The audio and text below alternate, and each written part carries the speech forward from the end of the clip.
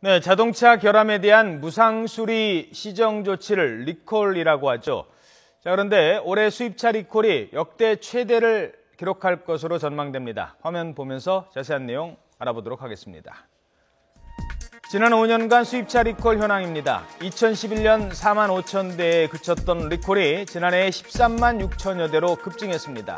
올 들어 9월까지 벌써 17만 5천 대를 넘어섰습니다.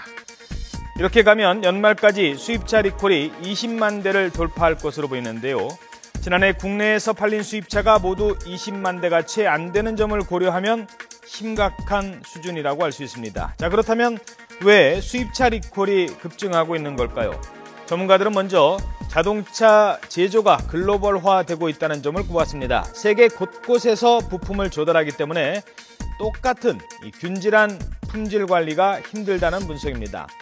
다음에는 자동차의 전자화에도 원인을 들 수 있습니다.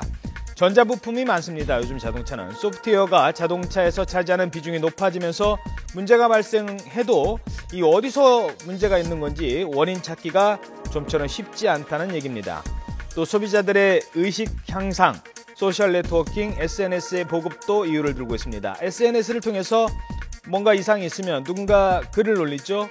최근에 골프채로 차를 부순 분들도 SNS로 올리면서 이 화제를 모으기도 했습니다. 이러면서 업체들이 아이쿠 하면서 SNS에서 글 올라오자마자 리콜을 실시한다는 겁니다. 또 이런 점들도 지적되고 있습니다.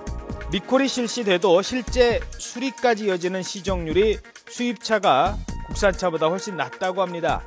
리콜 해준다고 해놓고 안 해준다는 얘기입니까? 또 당국의 리콜 명령 이후에도 한참 만에 리콜을 늑장 통보하는 경우도 바로잡아야 할 문제로 지적되고 있습니다.